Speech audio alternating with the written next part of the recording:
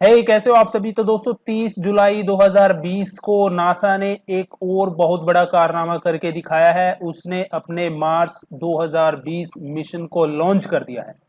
तो क्या इस मिशन से जुड़ी खास बातें हैं, क्या इस मिशन के ऑब्जेक्टिव हैं, यदि आने वाले जीएस एग्जाम्स के अंदर आपको क्वेश्चन लिखना पड़ जाए तो क्या क्या आप लिख सकते हैं, वो भी इस वीडियो में आपको बताऊंगा। और आखिरकार ये भी कहा जा रहा है कि इस मिशन के तहत मंगल ग्रह पे एक हेलीकॉप्टर भी उड़ेगा, इसके बारे में हम जानेंगे। ये भी कहा जा रहा है कि इस मिशन के तहत अब मंगल ग्रह पे ऑक्सीजन बनने का काम भी होगा। ये भी सारा इस वीडियो में हम जानने वाले हैं। और ये जो मार्स मिशन है नासा का, नासा के पिछले छोड़े गए मार्स मिशन है जो उन सभी मिशनों से बहुत अलग है। तो क्यों अलग है वो भी इस वीडियो में हम जानने वाले हैं। तो चलिए इसको शुरू करते हैं और सारे वन बाय वन जितने भी इसके इंट्रोडक्शन टॉपिक्स और इंपॉर्टेंट पॉइंट हैं वो सारे हम डिस्कस कर लेते हैं। तो सबसे पहली बात दोस्तों, जो इस मिशन का नाम है, आपसे जीएस के क्वेश्चन में आएगा मार्स 2020 मिशन। ठीक है, ये क्या है आपसे ये पूछ सकता है। दूसरा जीएस के क्वेश्चन में आपको सीधा दे सकता है परसेवरेंस। परसेवरेंस क्या है। तीसरा आपसे जीएस के क्वेश्चन में पूछ सकता है इंजेन्युइटी। इंजेन्युइटी क्या है। ओके, सो अब यहाँ पे आपको क्या करना है, जो परसेवरेंस है वो परसेवरेंस जो मार्स 2020 मिशन है नासा का, अभी जो 30 जुलाई को छोड़ा गया है, परसेवरेंस उसमें मौजूद रोवर का नाम है। परसेवरेंस क्या होता है, परसेवरेंस को हिंदी में बोला जाता है दृढ़ता। ठीक है, और जो इंजेन्युइटी है, इंजेन्युइटी को बोला जाता है प्रतिबद्धता हिंदी में। ओके, सो ऐसे तीन आपसे पूछ सकता है आने वाले एग्जाम में जीएस के क्वेश्चन। आपको पूछ सकता है मार्स 2020 मिशन क्या है, या फिर परसेवरेंस क्या है, या फिर तीसरा इंजेन्युइटी क्या है। तो अब बात करते हैं हम परसेवरेंस की। परसेवरेंस जैसे मैं आपको बता रहा था, ये जो मार्स 2020 मिशन नासा का है उसमें मौजूद एक रोवर है जो कि मंगल ग्रह की धरती पर दौड़ेगा, और इसी रोवर का नाम है दोस्तों परसेवरेंस। अब हम सबसे पहले जानते हैं जो ये रोवर नासा के द्वारा छोड़ा गया है, सबसे इंपॉर्टेंट जो इसका उद्देश्य है आपको सबसे पहले तो वही पता होना चाहिए, इसका एम क्या है। देखिए, एस्ट्रोबायोलॉजी के अंदर एक क्वेश्चन बहुत ही लंबे समय से चला आ रहा है कि क्या मंगल ग्रह पे जीवन है, या मंगल ग्रह पर कभी जीवन था। तो यदि मंगल ग्रह पर जीवन है या था तो उसके डाटा, उसके प्रमाण हमारे पास नहीं है। क्या माइक्रोबायोलॉजी लाइफ है, जो माइक्रोबियल लाइफ है, वो मंगल ग्रह पे एग्जिस्ट करती है। तो इन सभी क्वेश्चनों के आंसर ढूंढने के लिए मंगल ग्रह पर मार्स 2000 मिशन के तहत परसेवरेंस रोवर को छोड़ा गया है। तो आप लिख सकते हैं कि इसका जो प्राइमरी गोल है वो है उस क्वेश्चन का आंसर देना। किस क्वेश्चन का, are there potential science of past microbial life और बायोसिग्नेचर्स ऑन मार्स। तो आपको परसेवरेंस का उद्देश्य पता चल गया। चलिए आगे बढ़ते हैं। अब हम जानते हैं कि जो परसेवरेंस रोवर है, इससे पहले नासा बहुत सारे रोवर जो है मंगल ग्रह पे भेज चुका है, लेकिन ये जो परसेवरेंस रोवर है ये उन रोवरों से बहुत बहुत ज्यादा अलग है। क्यों अलग है उसका भी कारण मैं आपको दे रहा हूं। इसके ऊपर एक इंस्ट्रूमेंट लगा हुआ है, साइंटिफिक इंस्ट्रूमेंट, जिसका नाम है शेरलॉक। शेरलॉक की फुल फॉर्म है दोस्तों scanning habitable environments with Raman and luminescence for organic and chemicals. ये इंस्ट्रूमेंट क्या काम करेगा, ये इंस्ट्रूमेंट डिटेक्ट करेगा जो मार्स है, ठीक है, उसकी सोयल में मौजूद ऑर्गेनिक मैटर, उन ऑर्गेनिक मैटर की जो है मैपिंग करेगा। कौन सा इंस्ट्रूमेंट, शेरलॉक। ओके, अब इसके अंदर दूसरा इंस्ट्रूमेंट जो लगा हुआ है जिसकी वजह से ये दूसरे रोवर्स मिशन से बहुत अलग बनता है, तो वो है आपका प्लैनेटरी इंस्ट्रूमेंट फॉर एक्सरे लिथोकेमिस्ट्री, जिसकी शॉर्ट फॉर्म है आपकी पिक्सल। ये क्या काम करेगा, ये काम करेगा जो मंगल ग्रह पे रॉक्स हैं, चट्टाने हैं, प्लस जो वहां की मिट्टी है उसकी कंपोजिशन को, उसकी कंपोजिशन का पता लगाएगा कि आखिर इनमें कौन कौन से मिनरल्स मौजूद हैं, किससे ये बनी हुई है। ठीक है, तो ये एक बहुत बड़ी बात है इस रोवर मिशन के लिए। ओके, आगे हम बढ़ते हैं। और तीसरा पॉइंट परसेवरेंस रोवर से जुड़ा हुआ जो इसको बाकी रोवरों से बहुत डिफरेंट बनाता है वो है इसमें लगा एक एक्सपेरिमेंट इंस्ट्रूमेंट, वो है मोक्सी। जी हाँ, मोक्सी की फुल फॉर्म है Mars Oxygen In Situ Resource Utilization Experiment. अब सोचिए दोस्तों इसका मतलब क्या है, मैं आपको बता देता हूं, क्लियर कर देता हूं। मान लीजिए आज फ्यूचर में हम कोई एक मिशन भेजते हैं मार्स के ऊपर, ठीक है, हम ह्यूमन भेजना चाहते हैं।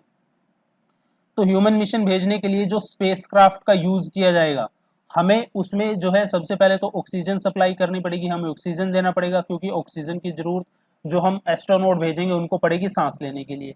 प्लस ऑक्सीजन प्लस फ्यूल जो हमें चाहिए होगा इस स्पेसक्राफ्ट को मार्स तक ले जाने के लिए, प्लस जो है मार्स से वापस हमारे एस्ट्रोनॉट को धरती पे लाने के लिए। अब आप सोचिए, हमें डबल ऑक्सीजन और डबल फ्यूल की आवश्यकता पड़ेगी, क्योंकि मार्स पे तो कुछ है नहीं, क्योंकि वापसी आने के लिए भी तो हमें ऑक्सीजन और फ्यूल चाहिए। तो ऐसे में नासा ने एक एक्सपेरिमेंट किया है, और वो है मोक्सी, जो कि परसेवरेंस रोवर में लगाया है। तो नासा मोक्सी के जरिए क्या करेगा, वहां पे जो कार्बन डाइऑक्साइड मौजूद है मार्स के एटमॉस्फेयर में, तो इसका यूज करके वहां पे ऑक्सीजन का निर्माण करेगा। मोक्सी एक्सपेरिमेंट के तहत इस ऑक्सीजन का निर्माण करेगा। यदि नासा इस एक्सपेरिमेंट में सफल होता है तो इससे क्या होगा, नासा जो आने वाले समय में ह्यूमन मिशन भेजने वाला है मंगल ग्रह पर, तो उसमें जो हम डबल ऑक्सीजन और डबल फ्यूल भेजेंगे ये आपका हाफ हो जाएगा, यानी कि इसकी कॉस्ट क्या हो जाएगी, हाफ हो जाएगी। अब आप मंगल ग्रह पर जब ऑक्सीजन बना सकते हो तो आते समय आप मंगल ग्रह पे एक्सपेरिमेंट करके ऑक्सीजन बना के आने के टाइम जो ऑक्सीजन यूज होगी वो आप जो मंगल ग्रह से ले सकते हो, प्लस ऑक्सीजन जो वहां पे बनेगी उसको प्रोपेलेंट फ्यूल में आप यूज कर सकते हो, जो आपको आने वाले मंगल ग्रह से धरती पर आने के लिए लगेगा। तो एक तरीके से कॉस्ट हाफ हो जाएगी। ये उद्देश्य सीधा सीधा है जो मोक्सी एक्सपेरिमेंट लगाया गया है परसेवरेंस के ऊपर। तो आप, मैं जानता हूं कि अच्छी भली बात ही जान गए होंगे ये जो मोक्सी एक्सपेरिमेंट जो है लगाया गया है, इंस्ट्रूमेंट लगाया गया है, इसका उद्देश्य क्या है और नासा का उद्देश्य क्या है। आगे हम बढ़ते हैं दोस्तों। परसेवरेंस मैं आपको बताने वाला था कि और जो रोवर्स हैं उनसे बहुत अलग है, इससे मैं कुछ पॉइंट आपको एक्सप्लेन कर चुका हूं। एक और इम्पॉर्टेंट पॉइंट है जो परसेवरेंस रोवर को बाकी रोवर से अलग बनाता है, वो है दोस्तों इसमें लगा हुआ है सैंपलिंग कैके सिस्टम। सैंपलिंग कैके सिस्टम, ये सैंपलिंग कैके सिस्टम क्या है, देखिए इसमें एक सैंपलिंग कैके सिस्टम लगा हुआ है जो क्या करेगा, मार्स में मौजूद सोयल है, ठीक है, वहां की मिट्टी है, उसके सैंपल को इकट्ठा करेगा। ठीक है, तो इस सैंपलिंग कैके सिस्टम में सैंपलिंग ट्यूब लगी हुई है। मार्स परसेवरेंस रोवर इनके अंदर सैंपल भरेगा मिट्टी के, ठीक है, और जब ये सारी ट्यूब भर जाएंगी तो इनमें सैंपल इकट्ठा हो जाएंगे, तो बाद में एक फ्यूचर भविष्य में एक मिशन छोड़ा जाएगा नासा के द्वारा, सैंपल कलेक्टिंग मिशन। उस मिशन के तहत ये जो सैंपल परसेवरेंस रोवर ने कलेक्ट किए होंगे, इन सोइल्स के सैंपल को धरती पे लाया जाएगा और धरती पे इन पे ऊपर एक्सपेरिमेंट किए जाएंगे। ठीक है, कंपोजिशन का पता लगाया जाएगा, मिनरल्स का पता लगाया जाएगा, माइक्रोबायोलॉजिकल लाइफ का पता लगाया जाएगा। तो ये सैंपलिंग के सिस्टम भी जो है परसेवरेंस रोवर पे बना हुआ है, जो कि बहुत इंपॉर्टेंट है, और इसी की वजह से जो परसेवरेंस रोवर है वो नासा के बाकी रोवरों से बहुत ज्यादा अलग है। अब हम बात करते हैं दोस्तों, देखिए इसका मुख्य उद्देश्य परसेवरेंस रोवर का है वो है माइक्रोबायोलॉजिकल लाइफ का पता लगाना, माइक्रोबियल लाइफ का पता लगाना। तो ऐसे में नासा को एक परफेक्ट लोकेशन चाहिए थी कि जिसमें भूतकाल में, ठीक है, यानी कि पास्ट में कुछ ऐसी कॉम्पोजिशन हो जिसमें माइक्रोबियल लाइफ एग्जिस्ट करती हो। तो ऐसे उनको एक जगह ढूंढनी थी नासा को, तो नासा ने एक जगह ढूंढी और उसका नाम है, मंगल ग्रह पे है ये जिजेरो क्रेटर। जिजेरो क्रेटर दरअसल दोस्तों एक गहरा खड्डा है, ठीक है, 4500 किलोमीटर ये गहरा खड्डा चौड़ा है, 45 किलोमीटर चौड़ा है ये खड्डा। अब ये नासा ने क्यों चुना, तो ये नासा का ये मानना है कि आज से 3 या 4 बिलियन साल पहले, ठीक है, इस क्षेत्र में एक नदी बहा करती थी, तो ये खड्डा उसके रास्ते में पड़ता था, जाहिर सी बात है तो फिर वहां पे क्या बनी होगी, एक लेक बनी होगी, और उस नदी के द्वारा लाए गए सेडिमेंट्स, उस नदी के द्वारा लाए गए माइक्रो ऑर्गेनिज्म आज भी इस खड्डे में मौजूद हैं, यहाँ पे जो है दबे हुए हैं। सो नासा अपना जो परसेवरेंस रोवर है इसी खड्डे में उतारने वाला है, ठीक है, इसीलिए ये इंपॉर्टेंट बन जाता है नासा के लिए। और वहां पे जो ये भी साइन ये भी जो है ज्यादा है कि वहां पे ऐसा हो सकता है कि जो माइक्रोबियल लाइफ है, ठीक है, वहां पे एग्जिस्ट करती हो और उसकी कॉम्पोजिशन, उसकी डिपोजिशन आज भी वहां पर इस खड्डे में जो है हो। तो इसलिए नासा ने जिजेरो क्रेटर को चुना है मार्स के ऊपर। अब हम बात करते हैं दोस्तों इंजेन्युइटी की, यानी कि जो ये ड्रोन है, ठीक है, एक हेलीकॉप्टर, इसको छोटा हेलीकॉप्टर आप कह सकते हो, जो नासा मंगल ग्रह पे उड़ाने वाला है। अब इसका काम क्या है, इसका पहला उद्देश्य तो ये है कि ये साइट एक डायरेक्शन प्रोवाइड करेगा परसेवरेंस रोवर को, ठीक है, इससे परसेवरेंस रोवर का रास्ता निर्धारित किया जा सकता है। कैसे किया जा सकता है, देखिए जो परसेवरेंस रोवर है वो तो धरती पे दौड़ेगा, ठीक है, तो लेकिन जो अपना इंजेन्युटी ड्रोन है वो हवा में उड़ेगा। तो हवा में इसमें जो है इंजेन्युटी ड्रोन है इसके अंदर 2 कैमरे लगे हुए हैं। एक कैमरा तो है जो पिक्चर खींचेगा आसपास के एनवायरनमेंट की, प्लस इसमें एक जो है ब्लैक एंड व्हाइट कैमरा लगा हुआ है जो नेविगेशन के काम आएगा। सो ये सारा का सारा डाटा परसेवरेंस रोवर को भेजेगा और परसेवरेंस रोवर इसकी मदद से जो अपना रास्ता निर्धारित करेगा कि मान लीजिए बीच में ना, परसेवरेंस रोवर को थोड़ी ना पता है कि वो चलता जाएगा और आगे बहुत बड़ा खड्डा आ जाएगा, वो खड्डे में गिर सकता है। तो उसका पाथ बदलने के लिए, उसका पाथ निर्धारित करने के लिए जो है इंजेन्युटी उसकी हेल्प करेगा। दूसरा, अब इंजेन्युटी बहुत इंपॉर्टेंट बन जाता है इस मिशन का हिस्सा। क्यों बन जाता है? देखिए, आने वाले समय में आप देखोगे यदि ये सक्सेसफुल होता है इंजेन्युटी मिशन, हमें नहीं पता कि जो मार्स का एटमॉस्फेयर है वहाँ पे जहाज उड़ाने के लिए हमें किस पावर का इंजन चाहिए, हमें नहीं पता, क्योंकि वहाँ पे जो ग्रेविटी है वो अर्थ के मुकाबले कम है, वहाँ के जो एटमॉस्फेरिक डेंसिटी है वो अर्थ के मुकाबले कम है। यहाँ पे आप जितनी जंप मारोगे उससे 3 गुना जंप ज़्यादा आप जो है मार्स पे मार सकते हो। तो ऐसे में जो एक हमें नहीं पता कि मार्स पर जो है किसी हेलीकॉप्टर या किसी जहाज को उड़ाने के लिए किस हॉर्स पावर का इंजन आपको चाहिए, ठीक है, कौन कौन से इंस्ट्रूमेंट आपको चाहिए, कौन कौन सी मुसीबतें हैं जो आप मंगल ग्रह के एटमॉस्फेयर में फेस कर सकते हो किसी हेलीकॉप्टर या आने वाले किसी स्पेसक्राफ्ट को मंगल ग्रह के एटमॉस्फेयर में उड़ाने के लिए। तो ये एक नमूना आप कह सकते हो, इंजेन्युटी एक ड्रोन है जो नासा ने भेजा है। ये उन सभी कंडीशन का, उन सभी चुनौतियों का पता लगाएगा जो नासा फेस कर सकता है यदि भविष्य में नासा ऐसा कोई हेलीकॉप्टर या फिर ऐसा कोई स्पेसक्राफ्ट भेजता है जो आने वाले मंगल ग्रह के एटमॉस्फेयर में उड़ेगा। तो इंजेन्युटी का उद्देश्य यही है। इंजेन्युटी, देखिए इसके बारे में थोड़ा और बता देता हूँ, इसकी वर्किंग के बारे में। इंजेन्युटी की जो टेस्ट कैंपेन है वो 30 दिन की है।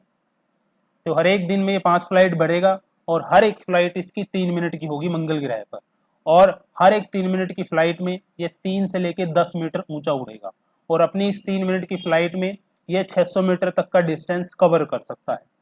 ठीक है, तो इंजेन्युटी सीधा सीधा कनेक्ट है किससे? आपका परसेवरेंस मार्स रोवर से। परसेवरेंस मार्स रोवर कनेक्ट होगा जो मंगल ग्रह के ऑर्बिट में सैटेलाइट घूम रहे हैं उनसे, और उन सैटेलाइट के माध्यम से जो डाटा पहुंचाया जाएगा अर्थ के ऊपर। अब जो इंजेन्युटी हेलीकॉप्टर है वो दरअसल उसमें कुछ आप कह सकते हो चुनौतियां हैं नासा के लिए। वो कौन कौन सी चुनौतियां हैं वो आप समझ लीजिए। सबसे पहली बात तो है कम्युनिकेशन डिले की। ठीक है, तो कम्युनिकेशन डिले की वजह से क्या प्रॉब्लम हो रही है? जो जेट प्रोपल्शन लेबोरेटरी है जिसने इंजेन्युटी हेलीकॉप्टर को बनाया है, तो कम्युनिकेशन डिले से ये प्रॉब्लम हो रही है कि आप जैसे हम अर्थ पे ड्रोन को उड़ाते हैं रिमोट के माध्यम से, ठीक है, तो रिमोट के माध्यम से हम डायरेक्ट कॉन्ट्रैक्ट कर सकते हैं, जॉयस्टिक के माध्यम से ड्रोन को जो है कंट्रोल कर सकते हैं। लेकिन कम्युनिकेशन डिले की वजह से हम इंजेन्युटी को ऐसा नहीं कर सकते। सो इंजेन्युटी को उड़ने के लिए ऑटोनोमस सिस्टम प्रदान किया गया है। ठीक है, यानी कि वो खुद से ही उड़ेगा और खुद से ही वो लैंड करेगा। यदि नासा अपनी तरफ से कोई कमांड देना चाहता है तो उसको वो कमांड इंजेन्युटी में बहुत एडवांस टाइम में भेजनी पड़ेगी, क्योंकि जो कमांड होगी धरती से उसको मंगल ग्रह पे जाने में बहुत समय लगता है। दूसरा जो इंजेन्युटी के सामने मुसीबत है वो है मंगल ग्रह के ऊपर मौजूद रात का टेम्परेचर, क्योंकि मंगल ग्रह में रात का जो टेम्परेचर है वो 0 डिग्री से 53 डिग्री सेल्सियस तक और इससे भी ज़्यादा नीचे चला जाता है। तो ऐसे में जो है इंजेन्युटी के पुर्जे फ्रोज ना हो जाएं, इसके लिए जो है जेट प्रोपल्शन लेबोरेटरी ने बहुत ज़्यादा एक्सपेरिमेंट जो है अर्थ के ऊपर इसके ऊपर किए हैं। तो दूसरा जो चुनौती है इंजेन्युटी के लिए मार्स के ऊपर वो है फ्रोजन टेम्परेचर। ठीक है, तो यदि ये सारे उद्देश्य नासा पूरे कर लेता है तो आने वाले समय में आप देख सकते हो हेलीकॉप्टर से रिलेटेड या स्पेसक्राफ्ट से रिलेटेड मिशन भी हमें भविष्य में मंगल ग्रह पे देखने को मिलेगी। तो ये था इस वीडियो में कुछ इंपॉर्टेंट बातें इस मिशन से जुड़ी हुई। कैसी आपको ये वीडियो लगी मेरे को कमेंट बॉक्स में जरूर बताइएगा। मिलता हूँ आपसे नेक्स्ट वीडियो में नए टॉपिक के साथ, तब तक के लिए बाय बाय।